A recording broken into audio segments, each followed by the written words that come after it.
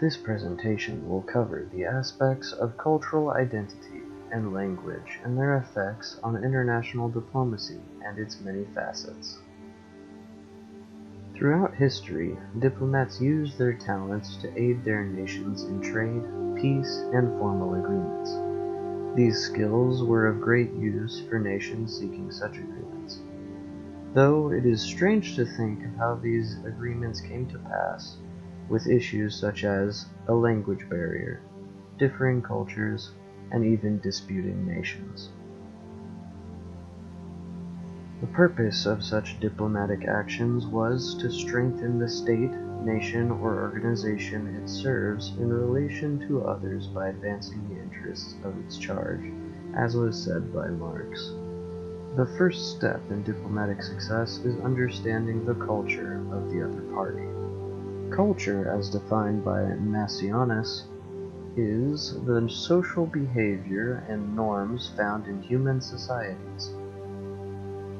Some cultural barriers are predisposed bias from negative events, either directly inflicted onto the opposing side or perceived by the opposing side, unfamiliarity with the other culture, actions having unintentional meaning, odd ritualistic practices, differing social standards, strange habits, and the overall different style of living.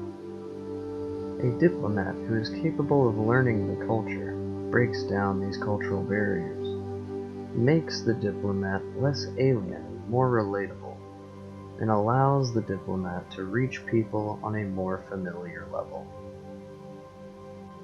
Tex Harris, an ex-Cold War diplomat, shares his thoughts on this point of view. The Russians have in only 3 of their NATO capitals a non-professional diplomat. Their diplomats are people who speak the local languages, probably have had 1 or 2 assignments in the country, know the culture, know the politics, know the people.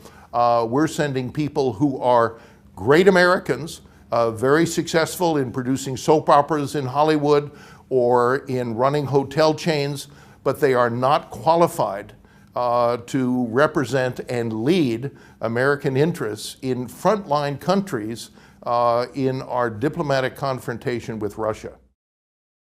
One of the most influential parts of a society is its language. One of the greatest difficulties faced by foreign dignitaries is the language barrier. A diplomat cannot make a deal with another party if the other party does not understand the contract. Language is the primary tool of the diplomat. Learning a language shows interest in the people, shows the dedication of the representative, allows for direct and personal communication with the people, further unifies the diplomat with the people and their culture, and allows for a complete understanding of the situation and agreements being discussed. This moves us on to our counter-arguments. Some counter-arguments suggest that the increase in technological translation removes the need to learn languages. Some others suggest that increases in communication technology removes the need for distant embassies, representatives, and allows for instantaneous communication between nations. Others may claim that the establishment of a diplomatic language, such as the prominent lingua franca, would eliminate the need for translation and the expensive costs of training to learn languages. Technology has advanced quite a bit from the 1970s, and now we have access to portable translators, which are advanced enough to translate from many languages.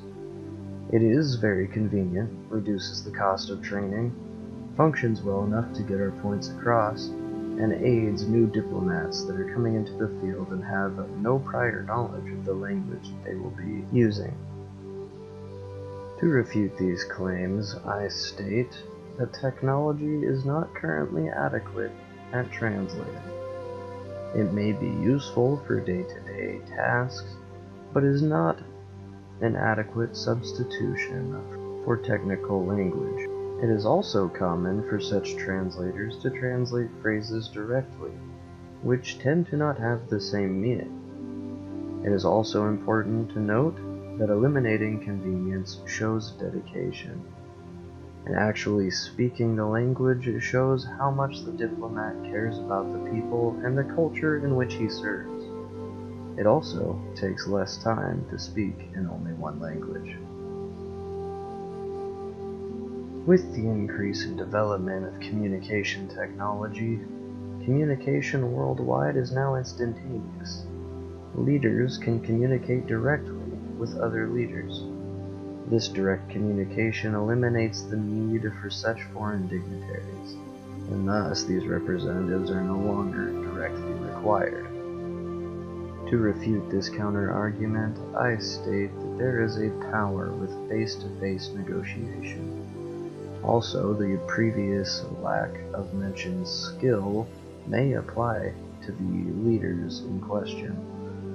Having a trained and integrated diplomat may have a greater impact than an untrained national leader.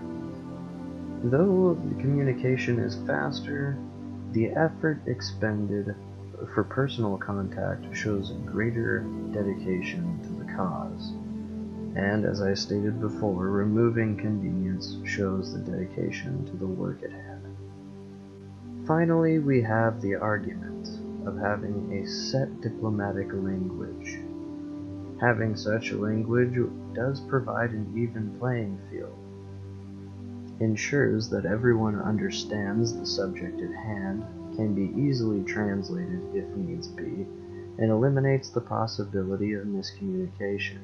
It also shows a willingness to be equals. My rebuttal to this claim is that having such a language removes the more personal opportunity to speak the language of the people. The maiden speakers of that language also have a distinct advantage, as all other speakers will be speaking at the disadvantage of a second language. Having such a language also removes the culture from both parties, and you also lose the effect of speaking the same language as the people for which you are trying to negotiate. Now we move on to my concluding statement. In the end, successful diplomacy comes from understanding of another's culture, the speaking of another's language, showing one's dedication and desire to remove the barriers that block them from finding a compromise, and finally, making one's best effort to connect with others to dispel any precognition or negative views of one's own culture. Thank you for watching my presentation.